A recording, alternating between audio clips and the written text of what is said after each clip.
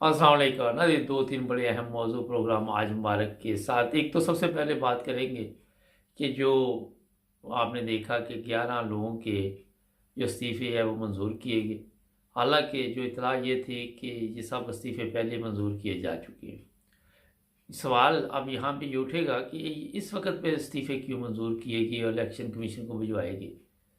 ये बड़ा अहम सवाल है, इस पे बातचीत भी करते हैं। और भी दो चार मौजू है, फजल रहमान का है, एक वज़ीर आज़म की नाअहली की दरख्वास्त गई है हाई कोर्ट में। सबसे पहले मैं आपको बताऊं कि ये इस्तीफ़े तकरीबन 130 लोगों के हैं, तो ये 11 मंजूर करने का मकसद क्या था। ये बहुत बड़ी गेम डाली गई कि अगर खुदा न खास्ता ये दोबारा पार्लियामेंट में आ जाते हैं तो अदम एतमाद की तहरीक पेश करने के लिए शायद जो पार्टियां अब इस वक्त नॉन लीग के साथ है उनमें से कोई एक दो इनके साथ मिल जाएं, तो फौरी तौर पर ये एक सियासी पत्ता खेला गया। और अब वो इस्तीफ़े इलेक्शन कमीशन जब मंजूर कर लेगा और दूसरे इकट्ठे क्यों नहीं किए गए, ये भी सवाल है। एक ऐसी चाल चली जा रही है पीटीआई के ख़िलाफ़ कि 10-10 20-20 इस्तीफ़े मंजूर करो और 10 सीटों पे इलेक्शन करा दो। जब ये 10 के ऊपर इलेक्शन करवा देंगे, ये 11 के ऊपर, तो फिर अगले 11 फौरी तौर पर मंजूर कर लिए जाएंगे। ये किसी को शायद समझ आ रही या नहीं आ रही। वजह यही है कि पार्लियामेंट में अक्सरियत दोबारा कहीं इमरान खान के पास ना चली जाए, क्योंकि काफ़ी सियासी जमातें जो साथ मिली हुई हैं उनका भी कोई पता नहीं चल रहा कि कब उनके माइंड चेंज हो जाए। अब देखना ये है कि ये 11 सीटों पे पीटीआई दोबारा इलेक्शन लड़ेगी। मेरा ख्याल है कि लड़ने चाहिए। जो इमरान खान साहब ने पहले गलती की कि इन्हें पार्लियामेंट नहीं छोड़नी चाहिए थी, पार्लियामेंट में बैठ के और फिर इनका मुकाबला करते, सड़कों पे भी करते, पार्लियामेंट में करते। इन्होंने, मेरा ख्याल है जिन्होंने भी इनको मशवरा दिया वो ठीक मशवरा नहीं था, मुनासिब मशवरा नहीं था।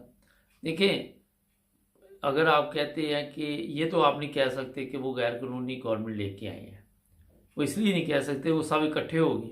अब पैसे दे के इकट्ठे हुए, वो एक अलहदा इशू है। अभी तक इस पर ना कभी सुप्रीम कोर्ट ने बात की, ना इलेक्शन कमीशन ने की। आपके सामने सेनेट में भी पैसे चलते रहे, जो सीटें थी उसी के ज़रिए वो पार्लियामेंट में अक्सरियत लेके आए और उन्होंने अपनी गवर्नमेंट बनाई। तो इमरान खान साहब भी पार्लियामेंट में बैठ के ही ये तमाम जो मामलात थे वो तय कर सकते थे। वहाँ पे अपोजिशन लीडर जिस चाहल को बना दिया, आपने देखा उसने कितना नुकसान किया। और यही सबसे बड़ी प्रॉब्लम बनी पाकिस्तान में कि इन्होंने पार्लियामेंट छोड़ दी। अभी भी वक्त है, इसमें कोई हर्ज नहीं है। 11 के अगर मंजूर किए हैं तो दूसरे किसी, पता नहीं अब क्या तरीक़ाकार है वहाँ पे, तो वो अगर इस्तीफ़े अगर ना दें तो मेरा ख्याल है बेहतर है।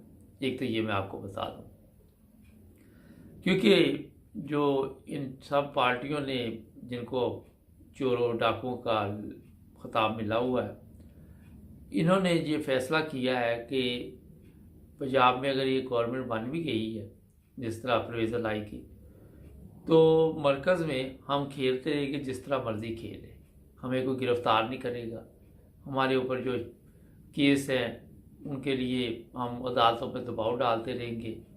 और जिस तरह आपको पता है चंद दिन पहले भी परवेज़ लाई के केस में भी इन्होंने अपना प्रेस कॉन्फ्रेंस की, पार्लियामेंट में इनके पास चाबी है, जो मर्ज़ी वहाँ पे बैठ के करते रहे। एक तो आपको मैं ये बता दूँ, यहाँ पे इमरान खान की गलती है, उसकी टीम की गलती है, उसको मशवरा देने वालों ने उसे गलत मशवरा दिया। आप ख़ुद भी अगर आराम से तहम्मुल से सोचें तो आपको समझ आ जाएगी। अब हम लोग जो चोर डाकू इनको कहते हैं, इमरान खान का कहना था मैं इनके साथ बैठने के लिए तैयार नहीं हूँ। तो आपने इनके साथ तो नहीं बैठना, आपने तो अपना अलग अपोजिशन जो वहाँ पे चेयर लगी वहाँ पे बैठना। तो आप चोरों डाकुओं का जब पार्लियामेंट छोड़ दिया आपने, तो उनको तो बिल्कुल फ्री कर दिया वहाँ पे, वो जो मर्ज़ी करते फिरे, दंदनाते फिरे। तो ये एक बहुत बड़ा इशू पाकिस्तान में, जो मेरा ख्याल है पीटीआई की तरफ मैं बताना इसलिए चाह रहा हूँ कि जो नुकसान हुआ पाकिस्तान का। अच्छा जी, दूसरी बात ये है कि शहबाज शरीफ को उन्होंने कहा जी नाअहल करार दिया जाए, क्योंकि शहबाज शरीफ जो है वो जराइम पेशा अफराद से मिलता है। अब एक यहाँ पे सवाल है जिन्होंने दरख्वास्त दी है कि वज़ीर आज़म तो खुद मुजरिम है, तो वो ज़ाहिर है जब मुजरिमों से मिलेगा उसको तो नहीं पता चलेगा। चोर को कभी पता चलता है कि दूसरा भी चोर है, या चरसी को कोई ये महसूस होता है कि मैं दूसरे दोस्त चरसी है मेरे, तो उनके साथ बैठा हुआ हूँ। तो इसमें सबसे पहले तो चीज़ ये है कि जब एक मुजरम वज़ीर आज़म बन सकता है तो फिर वो एक मुजरम से मिल भी सकता है। अब इसका बेटा जो सलमान शहबाज है, वो आपने देखा जो वफद किया था वहाँ तुर्की और सऊदी अरब में, उसमें भी शामिल था।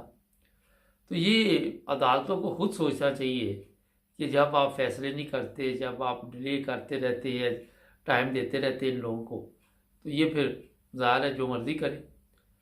तो अब देखते हैं ये 1 अगस्त को अदालत ने इसकी समाअत शुरू करनी है, क्या कहते हैं, क्या वो इस पे बातचीत करते हैं या कोई इतराज़ात लगाते हैं। नाज़रीन, एक और जो आजकल दबाव डाला हुआ है कि जो फॉरेन फंडिंग केस है वो अपना इमरान खान की जो पार्टी है उस पर इल्ज़ामात हैं कि पैसे ये लिए गए हैं। अब ये केस कोई मेरा ख्याल काफ़ी साल से चल रहा है, दूसरी दोनों पार्टियों पे भी है। तो कोशिश ये की जा रही है कि इमरान खान को नाअहल करार दिया जाए। अब ये किस तरह नाअहल करार देते हैं इस पे मेरा ख्याल है काफ़ी अंडरग्राउंड सियासी तौर पे बातचीत हो रही।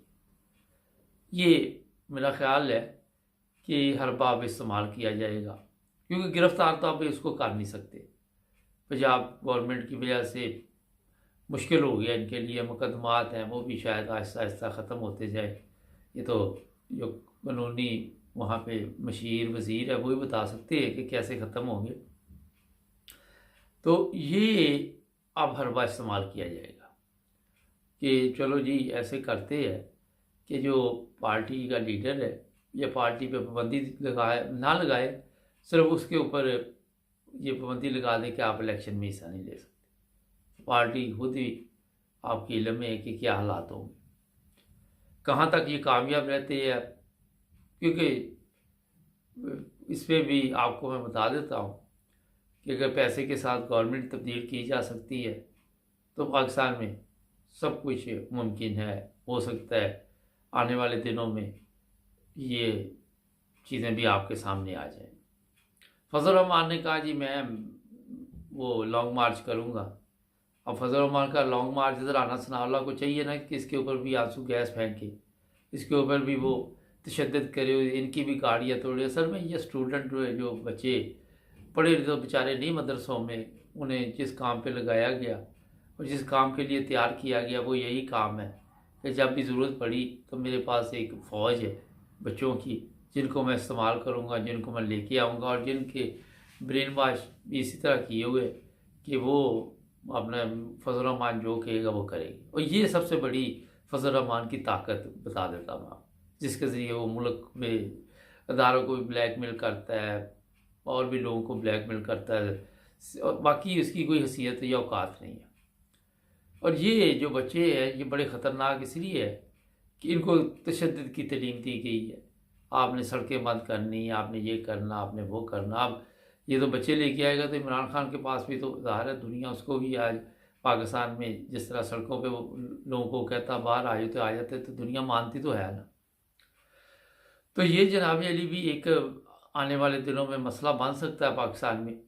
और जो डॉलर की बात कर ले थोड़ी सी, तो मेरा ख्याल है कि 300 तक जाएगा डॉलर। पाकिस्तान में जिन लोगों के पैसे हैं उनके पैसे भी डूब सकते हैं, कुछ भी हो सकता है। जिन्होंने फॉरेन करेंसी में पैसे रखे हुए वो रुपये में मिलेंगे, जिस तरह नवाज शरीफ के दौर में भी एक दफ़ा हुआ था। हो सकता है थोड़े थोड़े दे कोई ना कोई ड्रामा चलेगा, लेकिन ये बहरहाल एक ख़तरनाक चीज़ है। क्योंकि कल भी मेरी बात हो रही थी, यहाँ एक दावत थी वहाँ मैं गया हुआ था कि जिन लोगों ने करोड़ों रुपये जमा करवाए हुए थे उनका तो काफ़ी नुकसान हो गया। और आपको इल्म होना चाहिए कि चले जो पाकिस्तान में रहते हैं वो तो कौमी बचत में पैसे जमा करवा लेते या ठीक है जी कुछ ना कुछ आता रहे। अब ये हलाल है या हराम है इसकी बहस में नहीं मैं जाना चाहता, लेकिन जो यूरोप और दूसरे मालिक में, उन्होंने भी रुपयों में पैसे वहाँ रखे हुए और उनका तो बेड़ा गर्क हो गया। जो मुनाफा आना था वो तो आएगा आएगा, लेकिन इन पैसों से आएगा कुछ नहीं। आहिस्ता आहिस्ता अगर ये पैसे आप दूसरे मालिक में लाना चाहें, डॉलर ख़रीद के या यूरो ख़रीद के या पाउंड ख़रीद के, तो मेरा ख्याल है कि काफ़ी नुकसान होगा इसमें। तो पाकिस्तान में जो अभी तक के चंद चीज़ें थी वो मैं बता दी आपको। शाम को हालात आज़रा में मज़ीद बताएंगे। सब्सक्राइब करें, जुड़े रहे हमारे साथ।